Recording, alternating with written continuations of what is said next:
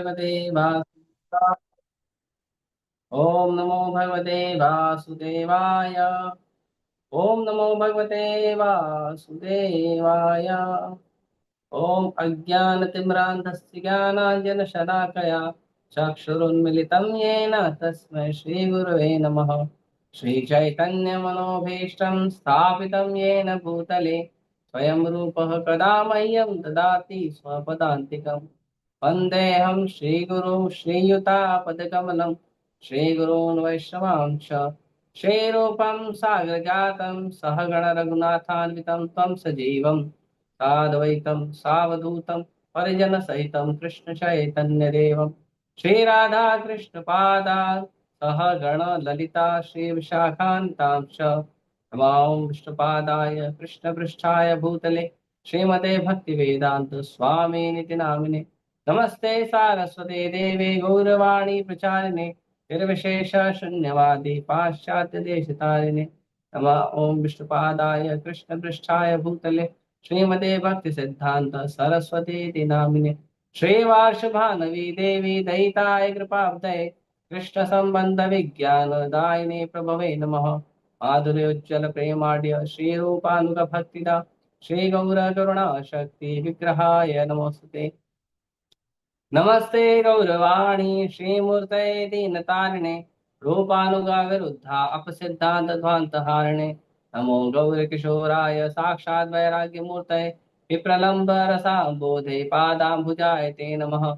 नमो भक्ति विनोदाय सच्चिदानंद नामिने गौरशक्ति स्वरूपाय रूपानुगवराय ते। गौराविर्भाव भूमे स्वं निर्दिष्टा सज्जन प्रिय वैष्णव सार्वभौम श्री जगन्नाथाय ते नमः। वाञ्छाकल्पतरुभ्यश्च कृपा सिन्धुभ्य एव च पतितानां पावनेभ्यो वैष्णवेभ्यो नमो नमः। नमो महावदन्याय कृष्णा प्रेम प्रदायते कृष्णाय कृष्ण चैतन्य नाम्ने गौतुषे नमः। पंचतत्वात्मकं कृष्णं भक्तरूप स्वरूपकं भक्तावतारं भक्ताख्यं नमामि भक्तशक्तिकं। हे कृष्ण करुणा सिंधु दीनबंधु जगत्पते गोपेश गोपिका कांत राधा कांत नमोस्तुते। जयतां सुतपंगो मम मंदा मतिर्गति तत्सर्वस्य पादां भोजो राधा मदन मोहनो दिव्यगन्धारण्यकल्पद्रुमादः श्रीमद्रत्नाकार सिंहासनस्थौ श्रीमद् राधा श्रीगोविन्द देवो पृष्ठालभि सेवमानो स्मरामि। श्रीमान् रासरसारम्भी वंशीवट्टटे स्थितः कर्षन् वेणुसनैर्गोपी गोपीनाथाय शेषनः। तप्तकाञ्चन गौराङ्गी राधे वृन्दावनेश्वरी वृषभानुसुते देवी प्रणमामि हरिप्रिये। जय श्री कृष्ण चैतन्य प्रभु नित्यानंद श्री अद्वैत गदाधर शिवासादि गौर भक्तवृंद। हरे कृष्णा कृष्णा कृष्णा हरे हरे हरे राम राम राम हरे हरे।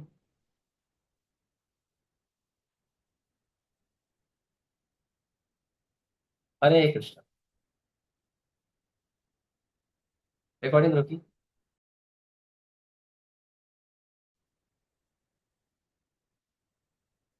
तो कल हमने चर्चा किए थे एक बहुत ही महान आचार्य के बारे में जो हमारे परंपरा के श्रीपाद मध्वाचार्य जो हमारे परंपरा के आचार्य हैं। और उसमें हमने चर्चा किया था कि चार संप्रदाय होते हैं। हम फिर से आज चार संप्रदाय के बारे में नाम बताएंगे। तो चार संप्रदाय होते हैं। उसमें एक संप्रदाय है भगवान के द्वारा शुरू, जो चार में से पहला संप्रदाय है ब्रह्मा संप्रदाय। ब्रह्म संप्रदाय जो है, ब्रह्म संप्रदाय में भगवान कृष्ण ने ज्ञान ब्रह्मा जी को दिया और ब्रह्मा जी ने ये ज्ञान जो है अपने पुत्र नारद को दिया। नारद ने व्यासदेव को दिया और इस तरह से गुरु परंपरा में ये ज्ञान आगे बढ़ा। दूसरा संप्रदाय जो है वो है माता लक्ष्मी का। माता लक्ष्मी को श्री भी कहा जाता है। जैसे लोग, आप लोग जानते होंगे कि जब भी हम कहते हैं श्री कृष्ण या श्री राम या श्री नारायण, तो उसमें जो श्री शब्द है वो उनके अर्धांगिनी का सूचक है। जैसे श्री कृष्ण का मतलब है राधा कृष्ण, श्री भगवान का मतलब होता है भगवान और भगवान की शक्ति। तो जो श्री है वो ऐश्वर्य का प्रतीक होता है, सौभाग्य का प्रतीक होता है। और माता लक्ष्मी जो है वो सौभाग्य की देवी। कई बार लोगों को ये भ्रम होता है कि माता लक्ष्मी जो है वो धन की देवी है। माता लक्ष्मी धन की देवी नहीं है। माता लक्ष्मी का एक रूप है धन लक्ष्मी, लेकिन माता लक्ष्मी पूर्ण रूपेण आदिशक्ति माता लक्ष्मी जो है वो धन की देवी नहीं है, वो सौभाग्य की देवी है। तो इस तरह से जो श्री शब्द है वो श्री शब्द सूचक है भगवान की शक्ति का, भगवान की जो अंतरंगा शक्ति है, भगवान की अ, जो निकटतम शक्ति है, जो भगवान के साथ सदा रहती है, भगवान की वो शक्ति जो है वो अ, श्री है। धन्यवाद। तो ये जो श्री शक्ति है, तो ये श्री जो है माता लक्ष्मी का सूचक है। श्रीमती राधा रानी भी श्री है, माता सीता भी श्री है। तो श्री संप्रदाय जो है वो श्री संप्रदाय माता लक्ष्मी का सूचक है। और इसके आचार्य हुए श्रीपाद रामानुजाचार्य। रामानुजाचार्य और कोई नहीं है, रामानुजाचार्य स्वयं भगवान बलराम जी हैं, भगवान लक्ष्मण हैं, भगवान अनंत शेष। रामानुजाचार्य जी इस धरती पे आए भगवान की भक्ति का प्रचार करने। जब भगवान गीता में कहते हैं कि अ, जब अ, संसार में धर्म की ग्लानि होती है, धर्म की हानि होती है, तो मैं बार बार आता हूँ। यदा यदा ही धर्मस्य ग्लानिर्भवति भारत अभ्युत्थानम धर्मस्य तदात्मानं सृजाम्यहम्। बार बार जब जब धर्म की हानि होती है, भगवान स्वयं प्रकट होते हैं, या भगवान अपने संचार शक्ति संचारित करके अपने किसी अंश को भेजते हैं, अपने किसी कला को भेजते हैं, या भगवान अपनी शक्ति संचारित करके अपने किसी प्रिय भक्त को भेजते हैं। और ये सब जो हैं ये भगवान और भगवान के अवतारों की सूची में आते हैं। जो आचार्य होते हैं ये आचार्य भी भगवान के अवतार के रूप में माने जाते हैं। जो आचार्य होते हैं वो आचार्य जो हैं उन्हें भगवान का एक अवतार होता है। भगवान के 6 प्रकार के अवतार होते हैं, उसमें एक प्रकार का अवतार है शक्त्यावेश अवतार। तो जो आचार्य होते हैं वो भगवान के अवतार होते हैं। जो आचार्य हैं, जो गुरु हैं, वो भगवान के अवतार होते हैं। इसीलिए आचार्यों को और गुरुओं को शक्त्यावेश अवतार कहा जाता है कि वो भगवान की शक्ति के आवेश का अवतार है। वो भले एक जीव होते हैं, भगवान के शुद्ध भक्त होते हैं, लेकिन भगवान अपनी उनके अंदर शक्ति ऐसे संचारित करते हैं कि उनका जो कार्य है वो एग्जैक्टली भगवान की तरह होता है, एकदम भगवान की तरह कार्य करते हैं।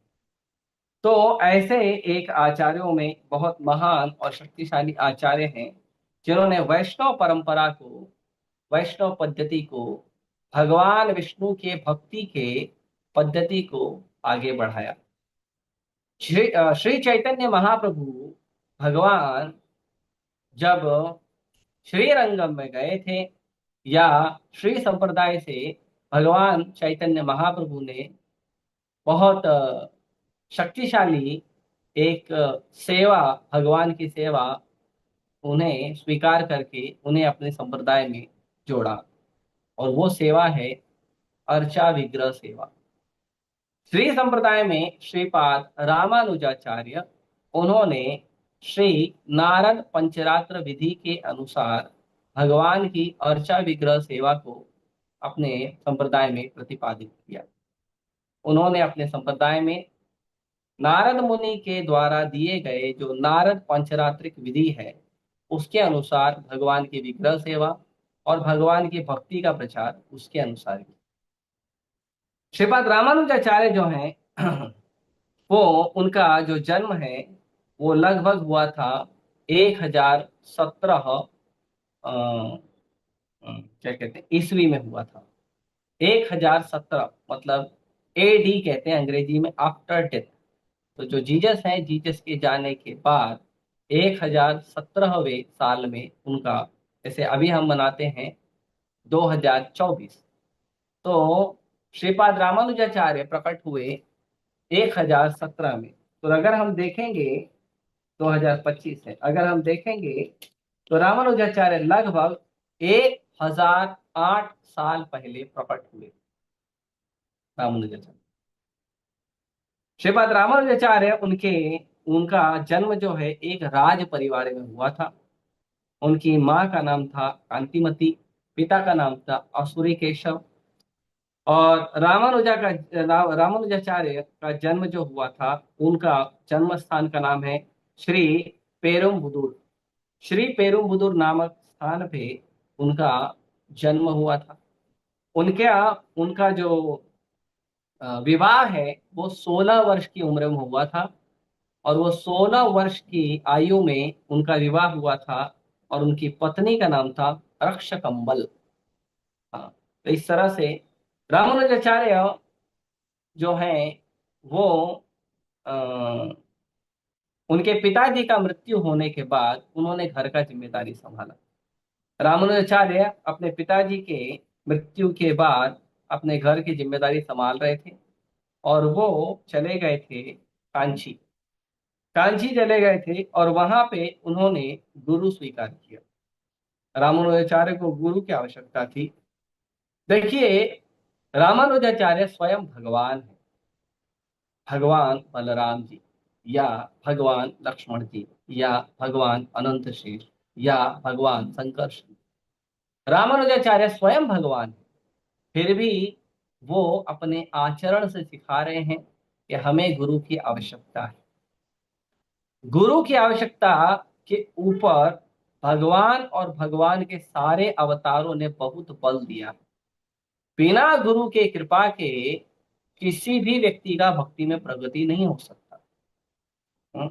तो रामानुजाचार्य जो हैं वो वेदाध्ययन शुरू किए थे। यादव प्रकाश नाम के एक मायावादी गुरु थे, उनके मार्गदर्शन में। यादव प्रकाश जो हैं उनका जो भी ज्ञान है वो अ, शंकर भाष्य, जो मायावादी विचार है, उससे प्रेरित था। ये जो शंकर भाष्य है इसको शंकराचार्य जी ने लिखा था। और शंकराचार्य जी ने मायावाद का प्रचार करने के लिए लिखा। अब देखिए, हम समझते हैं कि शंकराचार्य जी ने मायावाद का क्यों प्रचार किया, क्या आवश्यकता पड़ गई थी, जब मायावाद जीव के भगवान की भक्ति में आगे बढ़ने के लिए इतना ही घातक है, इतना ही कष्टमय है, इतना ही दुखमय है, तो फिर मायावाद का प्रचार करने की भगवान को क्या जरूरत पड़ी, और भगवान ने मायावाद का प्रचार क्यों करवाया। तो देखिए, भगवान कोई भी कार्य करते हैं तो उसके पीछे बहुत बड़ा प्रयोजन होता है, बहुत बड़ा कारण होता है। बिना कारण के, बिना प्रयोजन के भगवान कोई कार्य नहीं करवाते हैं। तो जो जब कलयुग शुरू हुआ, तो कलयुग के शुरुआत से जो कली पुरुष है, कली पुरुष जिसका ये युग है कलियुग, जो कली पुरुष है, कली मतलब कलह का युग, जो कली पुरुष है वो कलह कराने वाला व्यक्ति है। हम लोगों में जितने भी मतभेद होते हैं, जितने भी विचारों का हमारे मिलना नहीं होता है, वो सारा कारण, और उसके कारण जो हमें हमारे जीवन में, हृदय में, संबंधों में जो अनर्थ पड़ते हैं, ये सब कलह पुरुष के कारण होता है। और कला पुरुष ये कैसे करता है, हमारे अनर्थों के और हमारे इंद्रिय तृप्ति की इच्छा के को बढ़ा के या उसके अनुसार।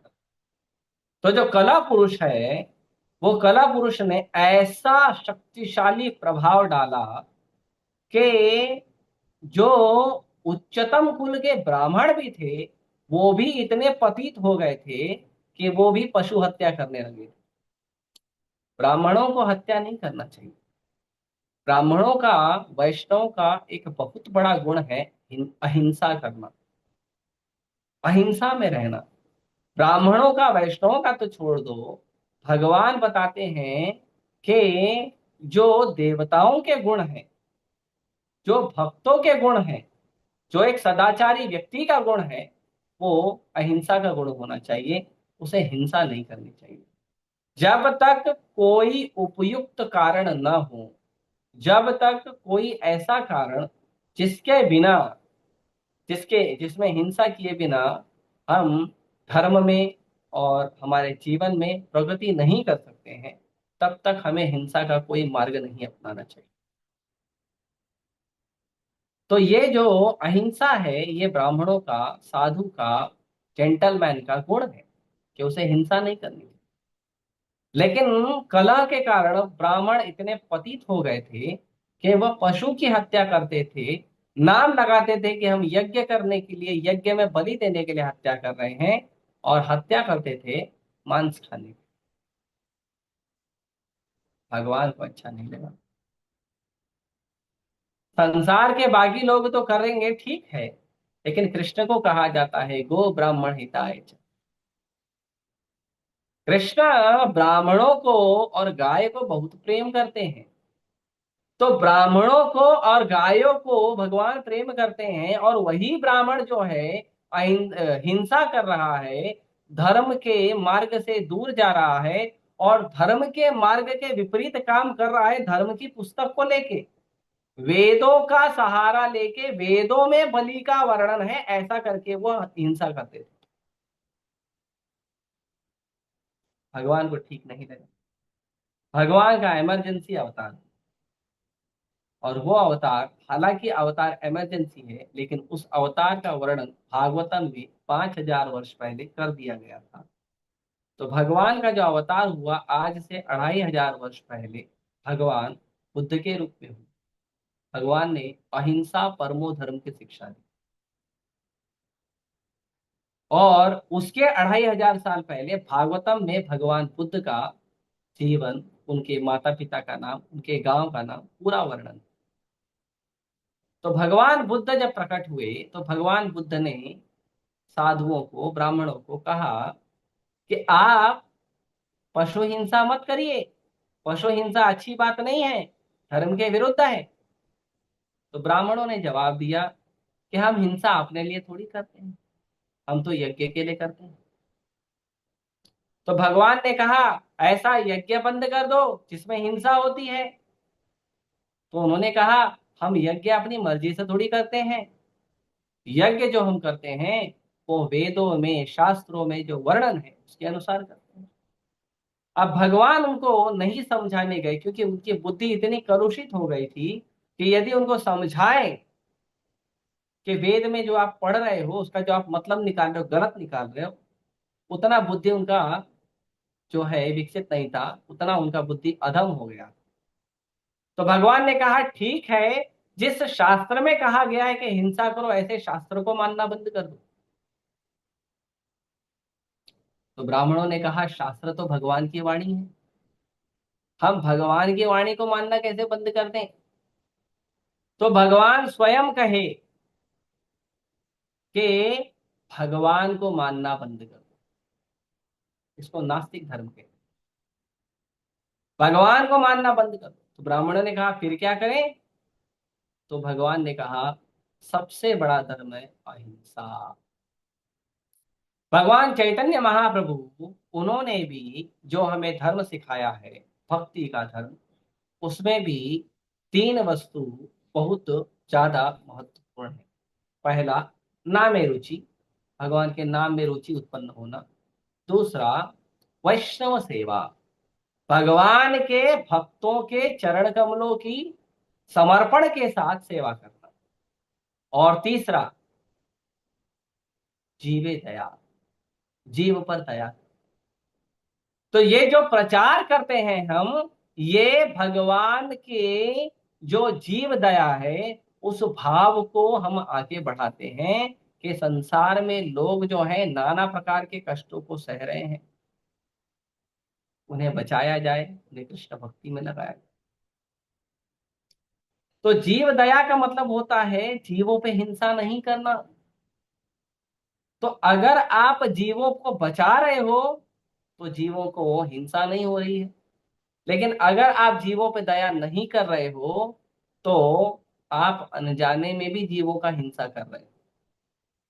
यदि आप लोगों को कृष्ण से नहीं जोड़ते हो तो ये भी हिंसा में आता है कि जीव मर रहा है, कष्ट में है, संसार के नाना प्रकार की यातनाओं से तड़प रहा है, दुख में है, और उसे हम कृष्ण से जोड़कर आनंद में नहीं बना रहे हैं। उसे दुख में तड़पता बिलखता संसार के सांसारिक मोह माया में, संसार के दुखों के जाल में हमने उसे कष्ट में छोड़ दिया।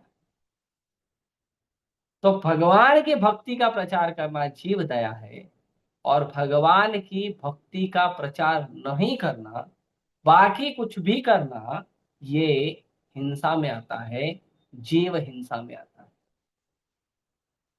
इसीलिए जितने भी आचार्य प्रकट हुए सभी आचार्य ने जीवों पर दया की।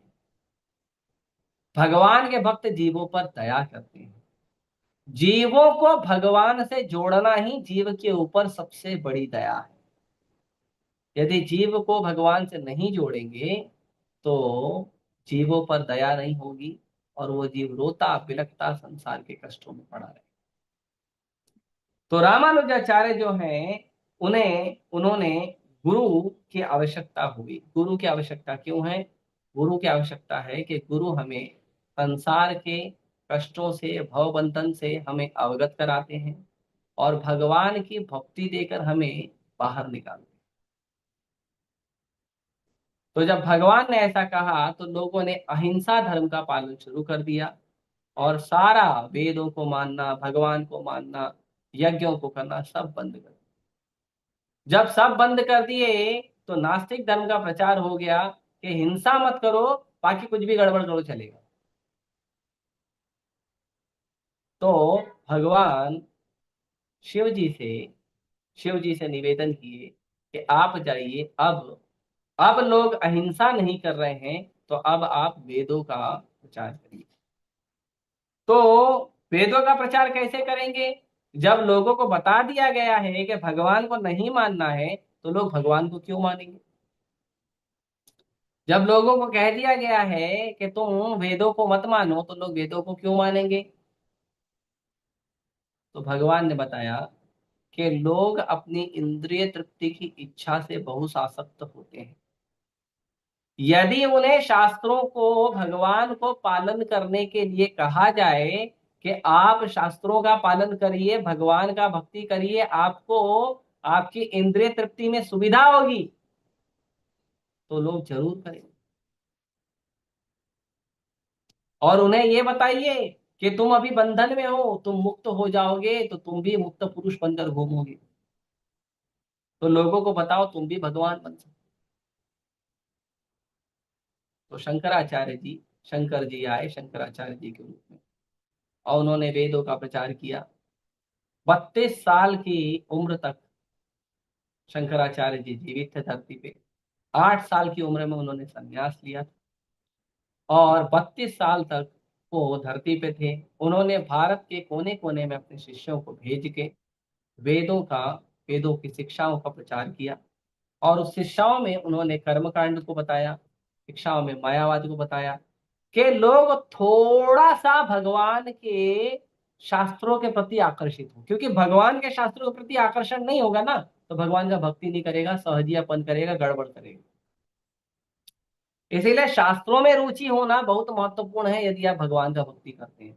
शास्त्रों में निष्ठा होना बहुत महत्वपूर्ण है।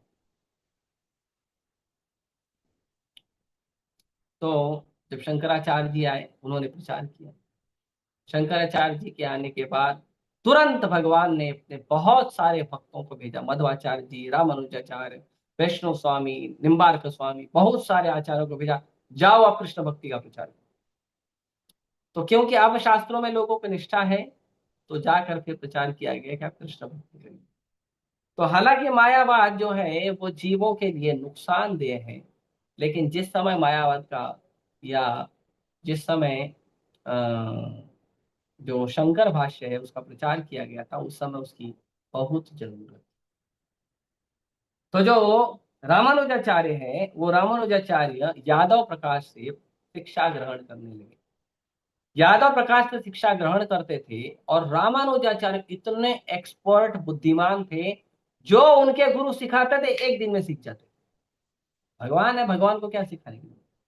जो अनंत शेष भगवान का गुणगान अनंत वर्षों से, अनंत युगों से, अनंत मुखों से, अनंत भाव में करते जा रहे हैं, वो भगवान को सीखने की क्या जरूरत? फिर भी आदर्श प्रस्तुत करने के लिए वो गुरु से सीखते थे, एक ही दिन में सीख जाते। इतना तेज उनका बुद्धि था, तुरंत सीख जाते। तो इस तरह से करते करते करते करते रामानुजाचार्य जो हैं वो बहुत अच्छे शिक्षा में आगे बढ़ गए। तो जो उनके गुरु थे यादव प्रकाश, वो सोचे कि मेरा बहुत अच्छा शिष्य है और फिर उसके ऊपर विशेष ध्यान देंगे। लेकिन रामानुजाचार्य जो हैं वो यादव प्रकाश जी जो भी ज्ञान देते थे, उस ज्ञान को वो तर्क करते थे और उसे भगवान की भक्ति से जोड़ते थे, वैष्णव सिद्धांत से जोड़ते थे। तो यादव प्रकाश को अच्छा नहीं लगा कि हम मायावाद का प्रचार कर रहे हैं, शंकर भाष्य का प्रचार कर रहे हैं, और यह व्यक्ति वैष्णव का प्रचार कर रहा है। तो यादव प्रकाश इतने ज्यादा उन्हें प्रभाव पड़ा रामानुजाचार्य के ज्ञान से और उनके वैष्णव सिद्धांत से, कि यादव प्रकाश ने फिर प्लानिंग की कि रामानुजाचार्य का हम हत्या कर देंगे, वध कर देंगे। क्योंकि अगर रामानुजाचार्य इतना शक्तिशाली और तेजस्वी व्यक्ति है, अगर ये पड़ा हुआ और इसने वैष्णव धर्म का प्रचार किया, तो मायावाद समाप्त हो जाएगा। तो इसीलिए इसे मारना। यादव प्रकाश जी ने अपने कुछ शिष्यों को कहा कि रामानुजाचार्य मायावाद सिद्धांत के लिए नुकसानदेह हैं, इसीलिए रामानुजाचार्य को मार दिया। तो रामानुजाचार्य के एक मित्र थे, उन्होंने रामानुजाचार्य को बताया कि देखो, आपके गुरु महाराज इस तरह से आपके खिलाफ प्लानिंग कर। तो रामानुजाचार्य बोले, गुरु अगर मारना चाहते हैं तो मरने में हर्ज क्या है? तो उनके मित्र ने समझाया कि देखिए, ये बात सही है कि गुरु मारना चाहते हैं तो मरने में हर्ज नहीं है, गुरु का समर्पण पूरा जीवन है। लेकिन आप भगवान की भक्ति का प्रचार कर रहे हैं, यदि आप जीवित रहे तो बहुत सारे लोगों को इस मायावाद के जो गलत सिद्धांत है उससे बाहर निकालो। तो आपका जीवित रहना बहुत जरूरी है, इसीलिए आप अपने प्राण बचाइए और यहाँ से चले जाइए। तो रामानुजाचार्य जो है वो वहां से चले।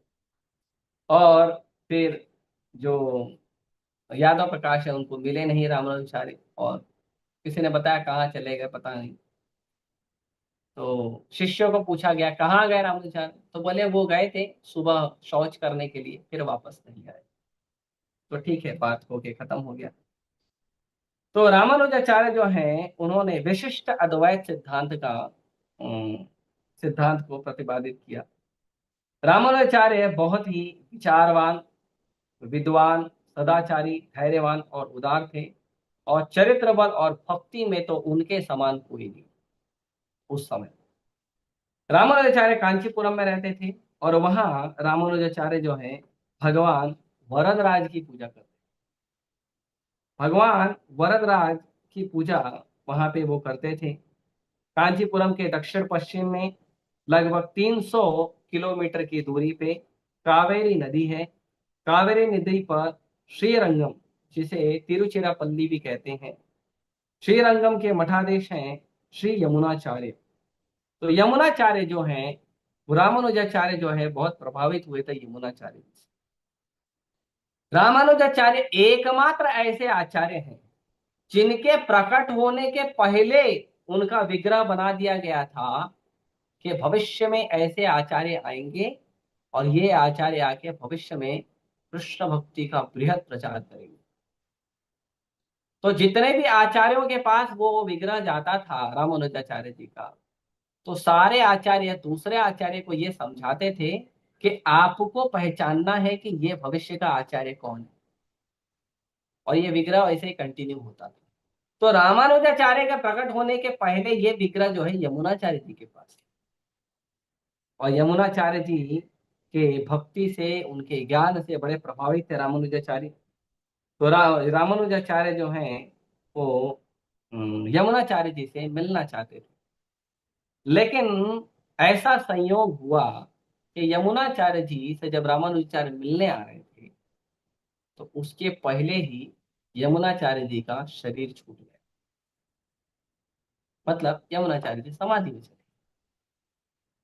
जैसे ही रामानुजाचार्य पहुंचे और उन्होंने देखा कि यमुनाचार्य जी से हमारा भेंट नहीं हो पाया, बड़े दुखी, बहुत ही विरह संताप हुआ उन्हें कि मैं अपने गुरु से मिल नहीं पाया, यमुनाचार्य से मिल नहीं पाया।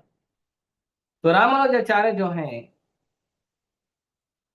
वो बहुत ही अश्रुपूरित भाव से अपने गुरु के विग्रह को, शरीर को बड़े ध्यान से देखने लगे और निवेदन कर रहे थे, प्रार्थना कर रहे थे उनके चरणों में।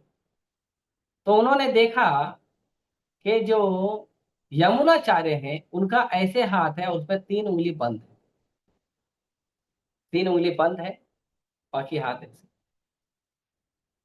तो जब उनके पूछा गया, उनके शिष्यों को, यमुनाचार्य जी के जो शिष्य थे उनको पूछा गया ये 3 उंगली बंद क्यों है, पूरी उंगली क्यों नहीं खुली?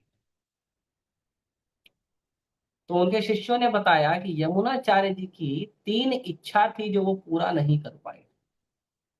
जिस किसी व्यक्ति को ये पता चलेगा कि 3 इच्छा कौन सी है और वो बताएगा, तब ये तीनों उंगली खुल जाएगी। अब देखिए, यमुनाचार्य जी समाधि में है, किसी का शरीर छूट गया है और हाथ ऐसा है तो ऐसे ही जीवन भर रहेगा, ऐसा नहीं होगा। लेकिन अब देखिए चमत्कार। तो श्री रामानुजाचार्य जो हैं वो उन्होंने बताना शुरू किया कि इन 3 उंगली का मतलब क्या है। तो उन्होंने बताया कि यमुनाचार्य जी की जो पहली इच्छा थी वो क्या थी। तो पहली इच्छा थी, मैं अज्ञान मोहित जनों को नारायण के चरण कमलों की अमृत वर्षा में और शरणागति में लगाकर सर्वदा निर्विशेषवाद से उनकी रक्षा करूंगा। जो भगवान की भक्ति कराना और जो निर्विशेषवाद है कि भगवान नहीं होते हैं या भगवान का कोई रूप नहीं होता है, भगवान का कोई विशेष रूप नहीं है, भगवान निर्विशेष है, उससे लोगों की रक्षा करना और भगवान के विग्रह के प्रति लोगों के अंदर श्रद्धा उत्पन्न करना, लोगों को भगवान की भक्ति देना, ये जो रक्षा का कार्य है, ये पहला इच्छा था यमुनाचार्य जी का। यमुनाचार्य जी का दूसरा इच्छा था, मैं लोगों की रक्षा हेतु समस्त अर्थों का संग्रह कर मंगलमय परम तत्व ज्ञान प्रतिपादक श्री भाष्य की रचना करूंगा।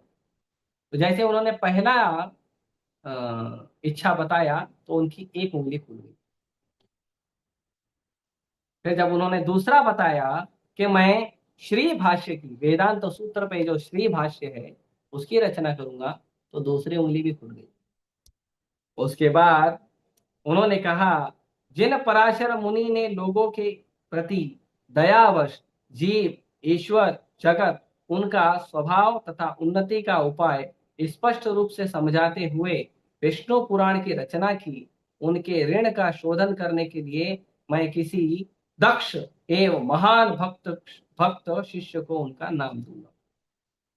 तो जो पराशर मुनि है, पराशर मुनि ने जीवों के प्रति दया दिखाई थी और पराशर मुनि ने विष्णु पुराण की रचना की थी, और वेद व्यास जी ने बाकी पुराणों की और वेदों को अलग अलग करना, खंड खंड करना, और वेदों को उसमें उपनिषद लिखना, उसमें इतिहास लिखना, इन सबको लिखा। तो पराशर मुनि और व्यास देव जी के जो कृपा है जीव को बचाने का, उसका उन्हें उन्हें प्रयास किया। और वो कहते हैं कि विष्णु पुराण का ऋण शोधन करने के लिए एक महान भक्त को, शिष्य को उनका नाम दूंगा। जैसे ही रामानुजाचार्य ने ये तीनों इच्छाएं बताई यमुनाचार्य जी की, वैसे ही यमुनाचार्य जी की सारी उंगलियां खुल गई। यमुनाचार्य जी के हाथों की सारी उंगलियां खुल गई। उसको जब भक्तों ने देखा तो सारे भक्तों ने एक स्वर में बोला, ये रामानुजाचार्य ही भविष्य के आचार्य हैं। जितने भी यमुनाचार्य जी के शिष्य थे उन्होंने सबने रामानुजाचार्य की शरण ग्रहण कर ली।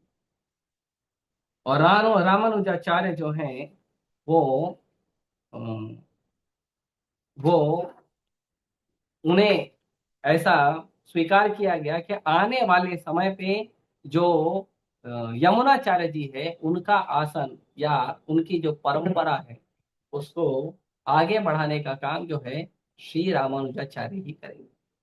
तो श्री रामानुजाचार्य ने रचनाएं की हैं कुछ, इसमें है ब्रह्म सूत्र, विष्णु सहस्त्र नाम और दिव्य प्रबंधम नाम की टीका, जो यमुनाचार्य जी को दिए गए तीनों वचन को उन्होंने पूरा किया। रामानुजाचार्य गृहस्थ थे, लेकिन जब रामानुजाचार्य ने देखा कि गृहस्थ होने के कारण भक्ति के प्रचार में बाधा आ रही। देखिए कई बार लोग दोष देते हैं ब्रह्मचारियों को और सन्यासी को कि तुम संसार छोड़ देते हो, संसार की जिम्मेदारी।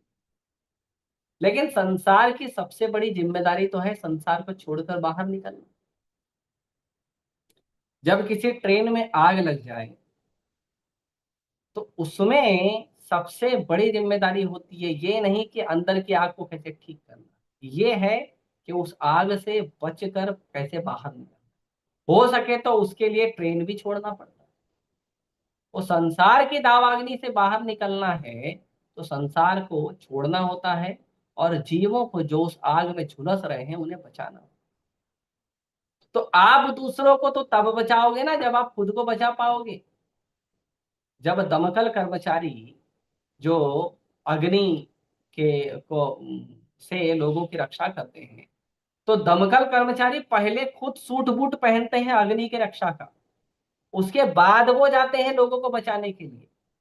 क्योंकि अगर उसने एंट्री मारा और एंट्री मारते ही वो झुलस गया तो लोगों को क्या बचाए। तो जो गृहस्थ जीवन है उसमें नाना प्रकार के बंधन, नाना प्रकार के बंधन। गृहस्थ जीवन में पत्नी, बच्चे, उनका ध्यान रखना, उसके साथ साथ गृहस्थ जीवन में सारे नात रिश्तेदार समाज के नियम, हर वस्तु का इतना ध्यान रखना पड़ता है कि व्यक्ति का अपना खुद का ही साधना नहीं होता है, प्रचार क्या करे।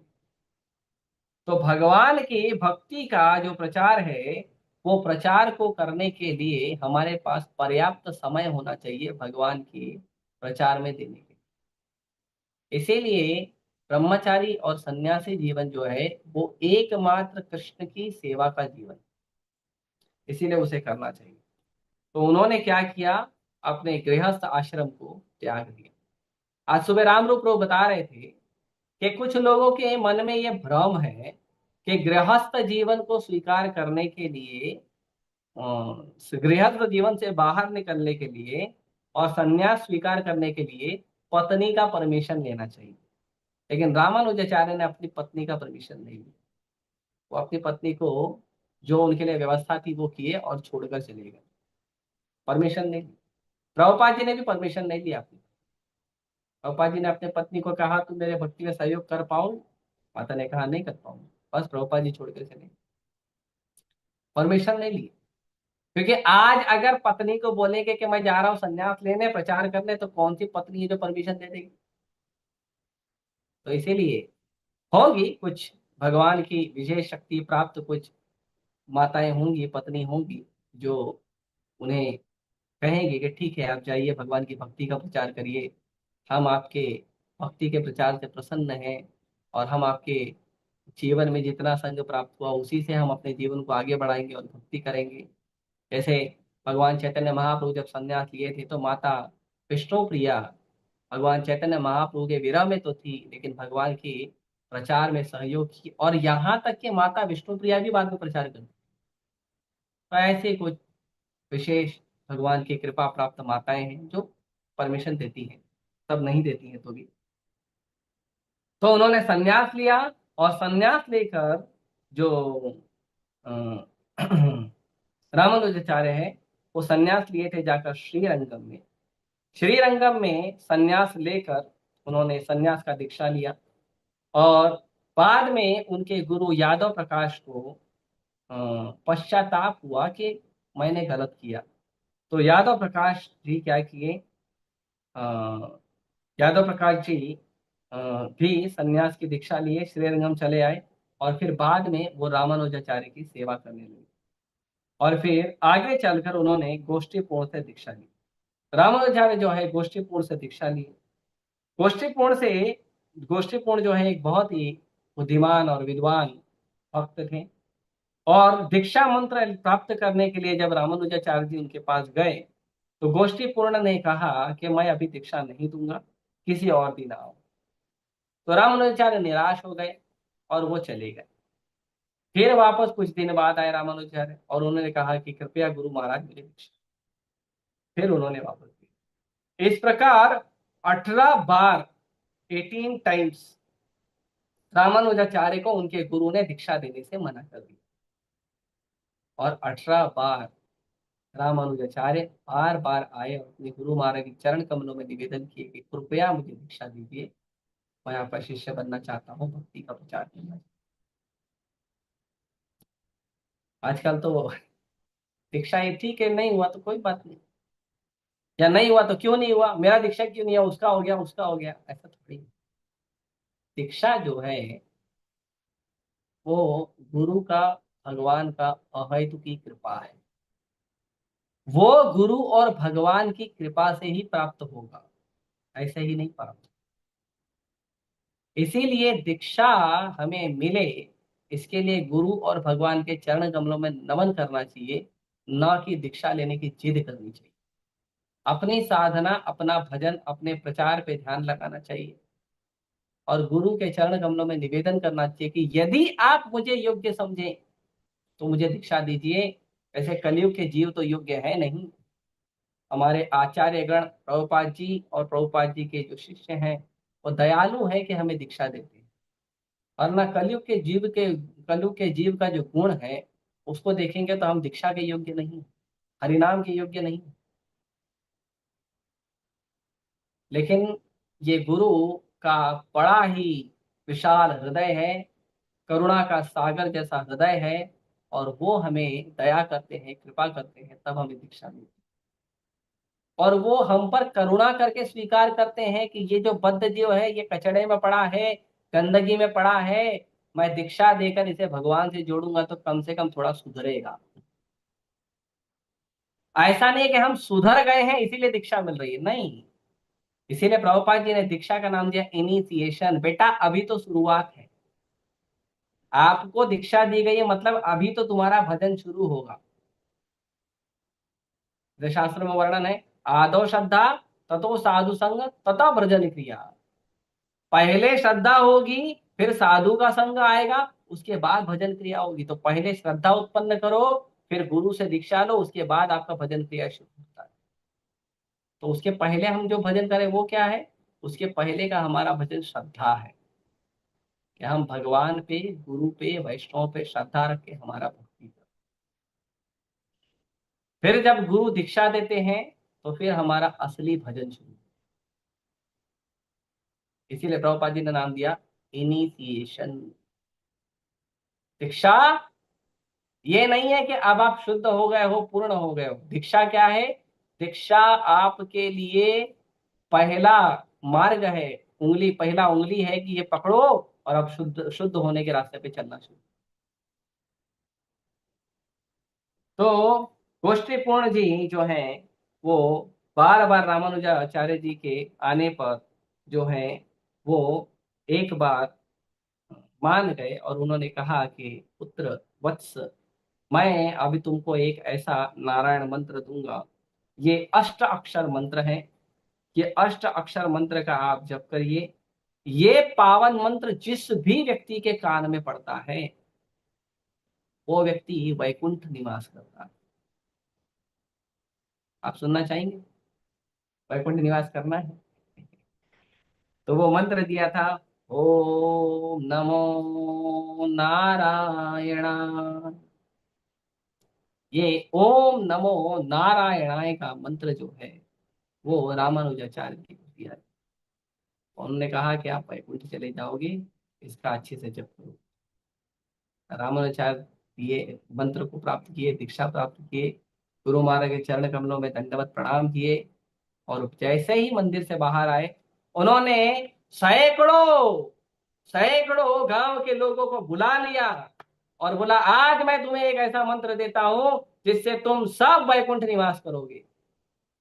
और उन्होंने जोर जोर से ओम नमो नारायणाय का मंत्र जो है जोर जोर से जप किया। गुरु महाराज को पता चला। गुरु महाराज को उनके शिष्यों ने, दूसरे शिष्यों ने जाके बताया, रामानुजाचार्य ने ऐसा ऐसा। आपने अभी मंत्र देखो, अभी गुप्त मंत्र को जाके दुनिया को खोल के बता दिया। गोष्ठी पूर्ण जी तुरंत आए, बड़े क्रोधित थे। उन्होंने कहा, रामानुज, तुमने गलती की है। तुमको मैंने गुप्त मंत्र दिया था, तुमने इसे सार्वजनिक कर दिया, इसीलिए मैं तुम्हें श्राप देता हूं कि तुम नरक जाओगे। रामानुजाचार्य बड़े प्रेम से मुस्कुराए और कहे, गुरु महाराज धन्यवाद। लेकिन आप ये मुझे बताइए कि यदि मेरे एक नरक जाने से इतने सारे लोग वैकुंठ जाएंगे, तो मेरा नरक जाना तो सफल है ना। गोष्ठी पूर्ण जब सुने इस बात, इतना आनंद में भर गए, बहुत आनंद में भर गए। और गोष्ठी पूर्ण जो है वो उन्होंने फिर रामानुज को आशीर्वाद दिया। रामानुजाचार्य भक्ति के प्रचार को करते करते पूरे भारत की यात्रा की। उन्होंने भक्ति मार्ग में के समर्थन में गीता और ब्रह्मसूत्र पर भाष्य लिखा। वेदांत सूत्र पर भी उन्होंने श्री भाष्य लिखा। और उसके बाद उन्होंने संप्रदाय को चलाया, जिस संप्रदाय का नाम है श्री संप्रदाय। ये जो हम देखते हैं, तिरुपति बालाजी, श्रीरंगम, वरदराज, ये सब टी टी डी के अंदर आता है। टी टी डी का मतलब होता है तिरुपति तिरुमला देवस्थानम। और ये तिरुपति तिरुमला देवस्थानम जो है श्री संप्रदाय के अंतर्गत आता है। तो उसके अंतर्गत ये सारे मंदिरों का जो है देख रेख किया जाता है। और ये सारे मंदिरों का देखरेख के साथ साथ रामानुजाचार्य ने जितने भी मंदिर पुराने हो गए थे और जीर्ण शीर्ण हो गए थे, कमजोर हो गए थे, टूट फूट गए थे, उनको वापस से पुनः निर्माण कराया रामानुजाचार्य जी। सारे मंदिरों का निर्माण फिर से पुनः करवाया। और फिर उसके अंदर अ, नारद पंचरात्र विधि से उन्होंने पूजा अर्चना शुरू करवा दी। और इन मंदिरों में जो प्रमुख मंदिर हैं उनका नाम है श्रीरंगम, तिरुनारायणपुरम, तिरुपति मंदिर, ये सब मंदिर प्रसिद्ध हैं। वरदराज का भी मंदिर है, विष्णु कांची है, ये सब प्रसिद्ध मंदिर हैं, जिसमें जो रामानुजाचार्य हैं उन्होंने इस मंदिरों को आगे गए। रामानुजाचार्य जो हैं वो प्रतिदिन नदी में स्नान करने जाया करते थे। अब देखिए शिक्षा ले रहे हैं, ये बहुत महत्वपूर्ण शिक्षा है। तो जब नदी में स्नान करने जाते थे, तो जब वो नदी में अंदर जाते थे तो वृद्ध हो गए थे तो सहारा लेते थे किसी का। तो नदी में जाते समय वो सहारा लेते थे एक ब्राह्मण का, ब्राह्मण भक्त। और नदी से बाहर निकलते समय वो सहारा लेते थे एक शूद्र व्यक्ति का। तो हालांकि रामानुजाचार्य जो है इतने प्रखाण विद्वान, इतने बड़े आचार्य थे कि उनके खिलाफ कोई बोल नहीं सकता। किंतु रोज रोज देखते देखते देखते देखते एक ब्राह्मण से रहा नहीं गया कि ऐसा क्यों करते हैं रामू। ठीक है, नदी में जाते समय शूद्र का सहारा ले ले, नदी में पवित्र हो जाए, फिर आप बाहर निकल के ब्राह्मण का सहारा ले ले, उल्टा क्यों करते हैं। तो उन्होंने रामानुजाचार्य को पूछा कि आप ऐसा क्यों करते हैं। तो रामानुजाचार्य ने कहा कि मैं जब ब्राह्मण का सहारा लेता हूं तो मैं शरीर का स्नान करता हूं, मेरे मन का स्नान नहीं होता है। किंतु जब मैं शूद्र का सहारा लेता हूं तो मेरे मन का स्नान होता है।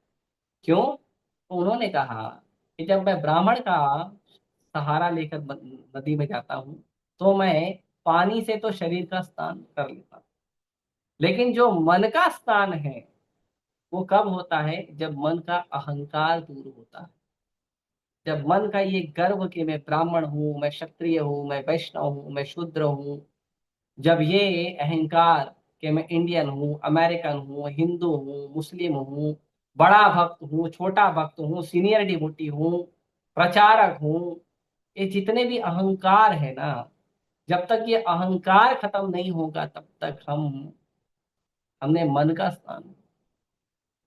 भगवत गीता में शंकराचार्य जी भगवत गीता का महात्म्य लिखने के लिए कहते हैं, अ, शरीरे मोचनम पुंसाम जल स्नानम दिने दिने, कि शरीर को साफ करने के लिए तो हम रोज रोज जल से स्नान करते हैं। सकृत गीतामृतम स्नानम शरीर मलनाशनम। लेकिन ये जो गीता का जो स्थान है, भगवत गीता की जो वाणी है, भगवान की वाणी है, उसका स्थान जो है शरीर के नाम के मल को ही खत्म कर देता है और हमारा मन शुद्ध कर देता है, हमारे मन का स्नान होता है। कि भगवत गीता की जो प्रारंभिक शिक्षा है वो क्या है? क्या है? कि आप शरीर नहीं हो, आप आत्मा।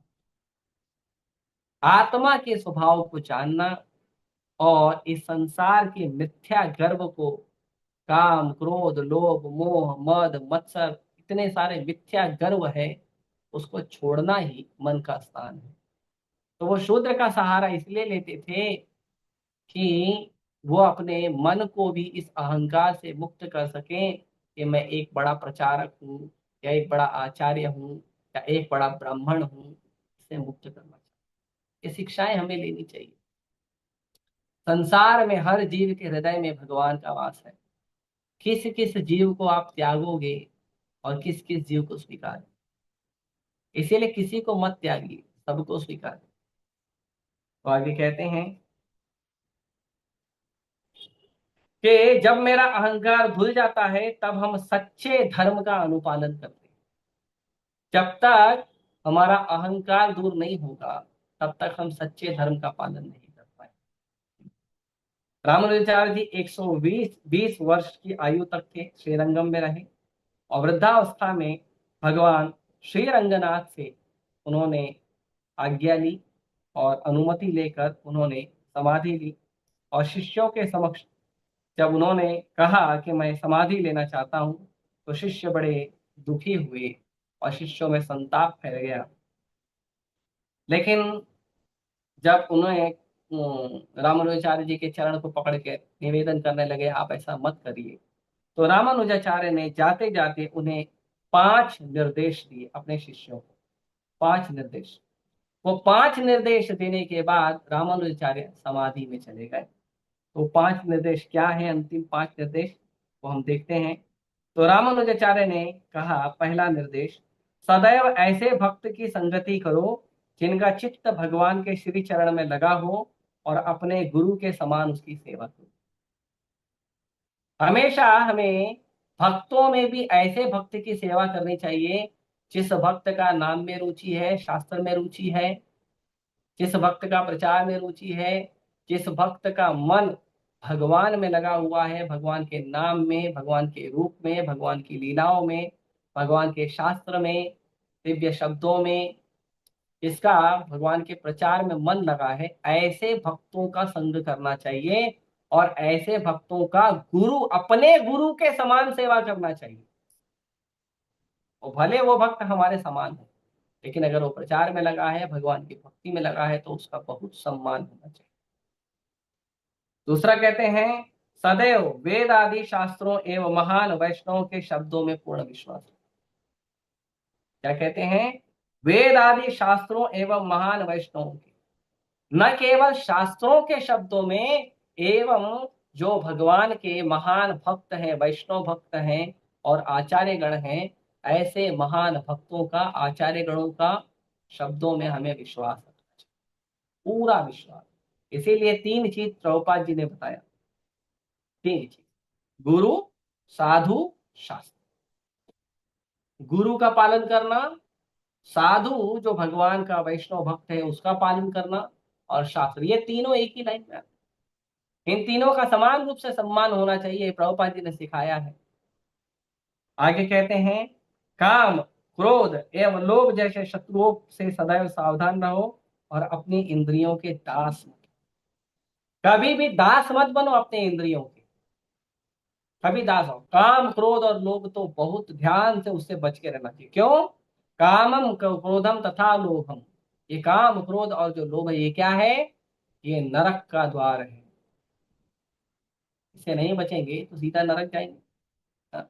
रॉयल रोड टू हेल, नरक का राजमार्ग। हाँ? उसके बाद चौथा निर्देश है, भगवान श्री नारायण की पूजा करो और हरिनाम को एकमात्र आश्रय समझकर उसमें आनंद का अनुभव करो। केवल भगवान का शरण लो और भगवान के नाम का आश्रय लो। हरे कृष्णा कृष्णा कृष्णा हरे हरे, हरे राम राम राम। भगवान का नाम, कलयुग केवल नाम आधार। हरे नाम हरे नाम एव केवलम कलव नास्तेव नास्तेव नास्तेव गतिरन्यथा। हरे नाम के अलावा कोई दूसरा हमारे पास साधन नहीं है जो हमें बचा सके, और हरिनाम ही आनंद है। भगवान के भक्तों की निष्ठा पूर्वक सेवा करो, क्योंकि परम भक्तों की सेवा से सर्वोच्च कृपा का लाभ अवश्य और अतिशीघ्र मिलता है। और भगवान के भक्तों की निष्ठा पूर्वक ईमानदारी से, बिना डुप्लीसिटी के, बिना चोरी के, बिना दो भाव के रखे हुए, बिना दुर्भाव के रखे हुए भगवान के भक्तों की सेवा करो। भगवान के भक्तों की सेवा करते समय अपने मन में जो संसारिक कलमश है उसे लेकर नहीं चलना चाहिए। भक्तों में दोष नहीं देखना चाहिए। भगवान के भक्तों में दोष देखकर भगवान के भक्तों के साथ सेवा नहीं करना, उससे हम अपने ही दोष को निर्माण करें। तो इस तरह से ये 5 निर्देश रामानुजाचार्य ने अपने भक्तों को दिए। उसके बाद रामानुजाचार्य जो हैं वो समाधि में चले गए, किंतु रामानुजाचार्य का आज भी वो समाधि शरीर श्री रंगम मंदिर में रखा हुआ है। उनका लगभग 1000 साल हो गए, फिर भी रामानुजाचार्य का जो शरीर है, समाधि शरीर, वो रखा हुआ है। किसी का इच्छा है तो देख सकते हैं जाके कि रामानुजाचार्य का वही शरीर, जिस शरीर से उन्होंने प्रचार किया, वही शरीर वहां पे है। लोग जाके उनके समाधि शरीर को प्रणाम कर सकते हैं, दर्शन कर सकते हैं। आप जब जाओगे तो साधु जो पुजारी है, अंधेरे में रखा है वो शरीर, समाधि शरीर, तो पुजारी जो है वो हम्म, दिया जला के, घी का दिया जला के शरीर के एक एक हिस्सों को दिखाता है। तो अभी भी वो शरीर है, आप उनका दर्शन कर सकते हैं जाके, या आप इंटरनेट पे भी सर्च कर सकते हैं रामानुजाचार्य जी का समाधि शरीर, तो उससे भी आप दर्शन कर सकते हैं। रामानुजाचार्य जी एक बहुत बड़े महान वैष्णव आचार्य हैं, स्वयं भगवान हैं। तो इसीलिए हमें उनका आश्रय ग्रहण करना चाहिए, उनसे प्रार्थना करना चाहिए कि हमें हरिनाम में रुचि आए, शास्त्रों में रुचि आए, भगवान के भक्तों के प्रति प्रेम जागृत हो, भगवान की सेवा में हमारा भावना लगे, भगवान के विग्रह से हमारी आसक्ति हो, भगवान की सेवा में ही हमारा जीवन हो, और हमारा जीवन भगवान की सेवा करते करते करते करते अंतिम क्षण तक कृष्ण की सेवा करें, और फिर कृष्ण की सेवा करते करते कृष्ण के धाम चले जाएं, या अगला जन्म भी मिले तो केवल कृष्ण की सेवा में और ऐसे महान वैष्णव आचार्यों के चरण कमलों के अनुगत में मिले। तो ये हमें समझना चाहिए, और ये हमें प्रार्थना करना चाहिए श्रीपाद रामानुजाचार्य से। मैं यही रोकता हूँ, किसी को प्रश्न है, जिज्ञासा है तो पूछ सकते हैं। हरे कृष्ण।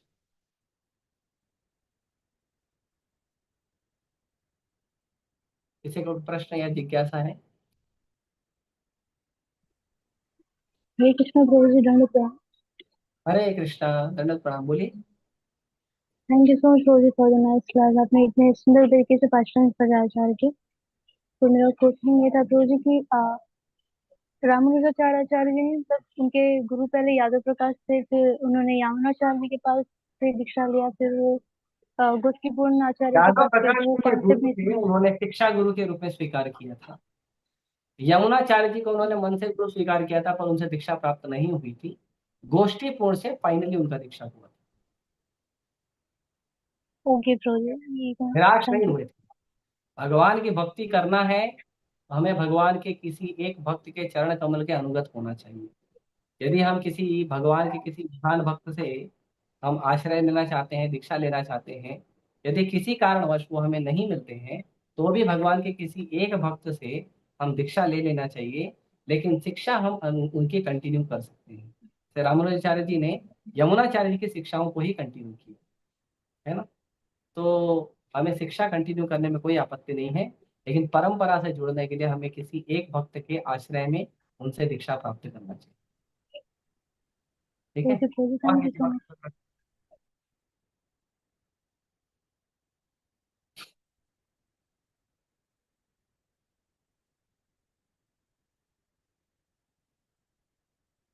हरे कृष्णा, हरे कृष्णा, कृष्णा कृष्णा, हरे हरे, हरे राम, हरे राम, राम राम, हरे हरे।